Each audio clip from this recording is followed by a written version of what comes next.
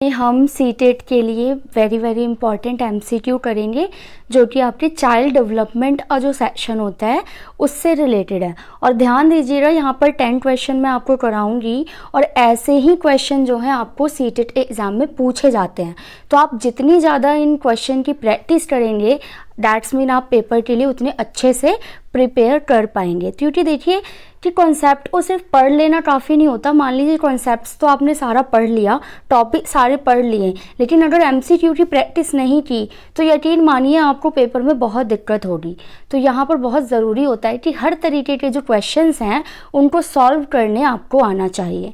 तो स्टार्ट करते हैं इस वीडियो को। और देखिए यहाँ पर आपको क्वेश्चन नंबर 1 दिया गया है कि रोहन हर पाठ को व्याख्यान विधि से जल्दी सीखता है, जबकि राहुल जो है वो हर पाठ को सीखने में उसको जो सहयोगी पद्धति है वो ज़्यादा अच्छी लगती है। तो ये विकास का कौन सा सिद्धांत है? देखो, दो बच्चे हैं और दोनों ही अलग अलग तरीक़ों से चीज़ों को सीख रहे हैं। तो क्या ये व्यक्तिगत मतभेद है, क्या ये अंतर संबंध है, क्या ये सामान्य से विशिष्ट है या निरंतरता है? तो इन 4 ऑप्शन में से कौन सा आपको यहाँ पर सूटेबल लग रहा है? तो बिल्कुल इसका जो आंसर हो जाएगा वो है ऑप्शन नंबर 1, यानी कि व्यक्तिगत मतभेद। विकास का सिद्धांत ये भी है कि हर व्यक्ति अपने तरीके से अलग अलग तरीके से सीखता है, सभी एक जैसे नहीं होते। तो आपने कॉन्सेप्ट तो पढ़ लिया और अगर आप क्वेश्चंस को नहीं सॉल्व करेंगे तो आपकी प्रैक्टिस जो है वो अधूरी रह जाएगी। अब इसी तरीके से देखिए क्वेश्चन नंबर 2 पढ़िए।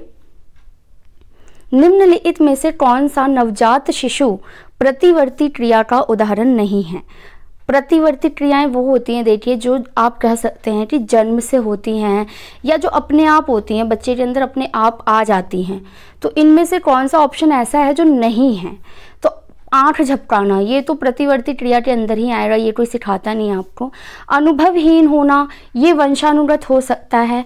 तैराकी, किसी बच्चे के अंदर तैराकी की अगर अच्छी सी प्रतिभा है तो ये भी हो सकता है। बट यहाँ जो ऑप्शन हो जाएगा आपका आंसर करेक्ट वो है ऑप्शन नंबर 4, यानी कि कार चलाना। तो किसी भी चीज़ को हैंडल करना, किसी मशीन को चलाना, ये सारी चीज़ें आपकी प्रतिवर्ती क्रिया के अंदर नहीं आती। इस चीज़ को आप जो है ध्यान रखेंगे। तो ऐसे क्वेश्चन काफ़ी क्रिटिकल हो जाते हैं आपके लिए एग्ज़ाम में और दिमाग को घुमा देते हैं। तो प्रैक्टिस करते समय ना हर तरह के क्वेश्चन को प्रैक्टिस में लाइए। और यहाँ पर मैं आपको हर तरीके के क्वेश्चन जो है सीटेट के लिए करा रही हूँ, काफ़ी ज़्यादा इंपॉर्टेंट हैं आपके लिए ये जो क्वेश्चन है। यकीन मानिए जब आप पेपर देंगे तो आपको बहुत से क्वेश्चन जो है इसी प्रकार के नेचर के मिल जाएंगे। तो क्वेश्चन नंबर 3 पढ़ते हैं यहाँ पर कि विशेषज्ञों ने पाया है कि सफलतापूर्वक पढ़ने और लिखने के लिए आरंभिक वर्षों में बच्चों को डैश कौशल में महारत हासिल करनी चाहिए। अब पढ़ने और लिखने से संबंध है यहाँ पर, तो 4 ऑप्शन दिए हैं आपको कि कौन सा जो है वो बच्चों को उस चीज़ में महारत हासिल होनी चाहिए। पढ़ना, भाषा, कोड संबंधित या फिर बी और सी दोनों। तो क्या लग रहा है आपको इसका क्या आंसर होना चाहिए? अब ये जो क्वेश्चन है इसका आंसर आप मुझे खुद देंगे, क्वेश्चन नंबर 3 का आंसर कमेंट बॉक्स में, कि आपको क्या लगता है कि इन 4 में से कौन सा ऑप्शन इस वाले क्वेश्चन के लिए सूटेबल है। और उसके बाद मैं कमेंट करके आपको बता दूंगी कि राइट आंसर कौन सा है। तो चलिए अब देखते हैं क्वेश्चन नंबर 4 ध्यान से पढ़िएगा कि एक शिक्षक है वो स्पर्शशील व्यक्ति शिक्षार्थियों को शिक्षण में रेत की थाली और उभरे हुए रेखांकित पृष्ठ, बनावट वाली वस्तुएं, उंगली से चित्रकारी करना और पहेली संबंधित वस्तुओं का उपयोग कर रही है। मतलब आप देख रहे हो यहाँ पर कि बच्चे जो है ना छू कर अपनी इंद्रियों का प्रयोग कर कर यहाँ पर काम कर रहे हैं। तो ये कौन सा शिक्षण है? अवलोकन है, बहुसांस्कृतिक है, बहुसंवेदी है या समन्वित है? तो बताइए इन 4 में से कौन सा ऑप्शन जो है वो राइट आंसर हो सकता है? ध्यान दीजिएगा कि यहाँ पर बच्चे ना चीज़ों को छू कर यानी अपनी इंद्रियों का प्रयोग कर रहे हैं। तो इसका राइट आंसर हो जाएगा आपका बहुसंवेदी उपागम, ऑप्शन नंबर 3। ध्यान रखिएगा कुछ बच्चे यहाँ पर अवलोकन उपागम सोच रहे होंगे, जो कि करेक्ट नहीं है। अवलोकन तो होता है देखकर, ऑब्जर्व कर कर चीज़ों को सीखना। तो इसी तरीके से क्वेश्चन जो है काफ़ी आपको घुमावदार लगेंगे, लेकिन अगर आप थोड़ा ध्यान देंगे तो समझ पाएंगे कि क्वेश्चन अंततः पूछ क्या रहा है। अब क्वेश्चन नंबर 5 पढ़िए कि लड़कियों के लिए गुलाबी और लड़कों के लिए नीले रंग के कपड़े, लड़कियों के लिए गुड़िया और लड़कों के लिए ट्रक, लड़कियां रो सकती हैं लड़के नहीं रो सकते, और लड़कियों के लिए डांस कक्षा और लड़कों के लिए फुटबॉल की कक्षाएं। तो ये प्रथाएं किस तरीके का उदाहरण है? क्या ये लैंगिक स्थिरता है? क्या ये न्याय परस्ता है या फिर लैंगिक भेदभाव है या फिर लैंगिक समानता है। तो साफ साफ पता चल रहा है यहाँ पर कि यहाँ पर लैंगिक भेदभाव को बढ़ावा दिया जा रहा है। तो ऑप्शन नंबर 3 इसका करेक्ट आंसर हो जाएगा। देखिए क्वेश्चन नंबर 6, एक 7 वर्षीय लड़के से उसके शिक्षक ने फ्रीजर से बर्फ निकालने के लिए कहा और उसे पानी में बदलने की अनुमति दी और फिर उसे बर्फ बनाने के लिए वापस फ्रिज में रखवा दिया। तो लड़का इस कार्य को अच्छी तरह से सीख गया है। तो ये मूर्त संक्रियात्मक अवस्था का कौन सा चरण से संबंधित है? क्रमबद्धता, विकेंद्रण, रिवर्सिबिलिटी या वर्गीकरण?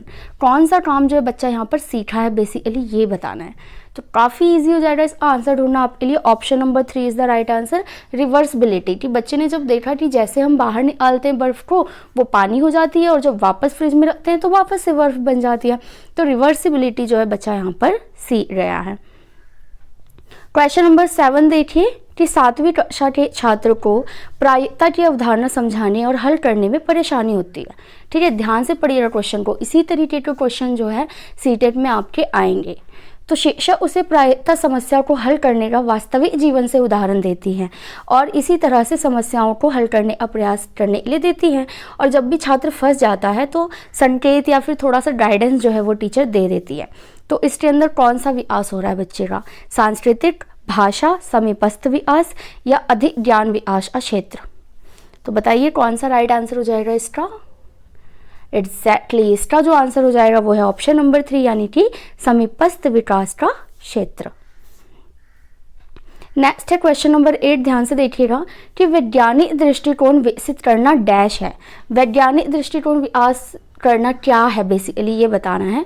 तो पहला, अवलोकन संबंधी साक्ष्यों के स्थान पर पूर्व कल्पित अवधारणाओं पर भरोसा करना, बिना किसी साक्ष्य या परीक्षा के कुछ भी स्वीकार कर लेना, नए साक्ष्य के आधार पर किसी की स्थिति में बदलाव करना या दूसरे के विश्वास को स्वीकार करना।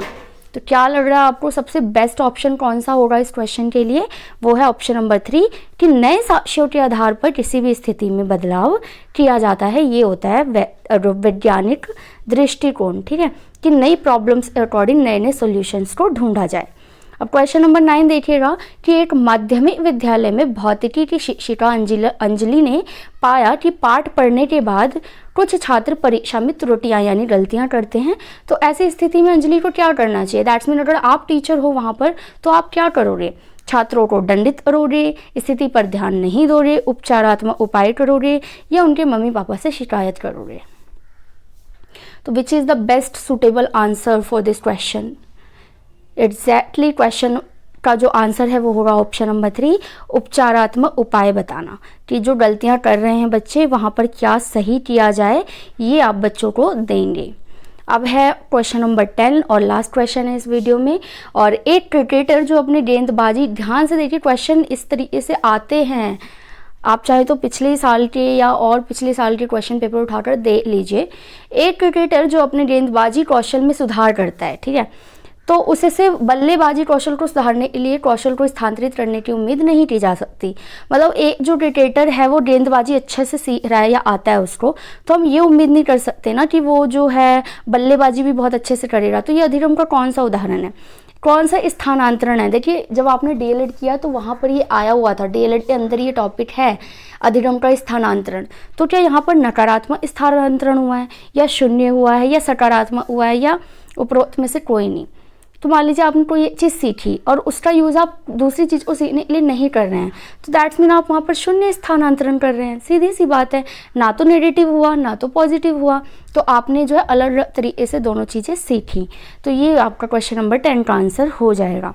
अब आप जो है कमेंट करके मुझे उस क्वेश्चन का आंसर बताइएगा और साथ में ये भी बताइएगा कि इन 10 क्वेश्चन में से कितने क्वेश्चन जो है आप अच्छे से अटैम्प्ट कर पाए और कितने क्वेश्चन के आंसर जो है आपको अच्छे से आते थे।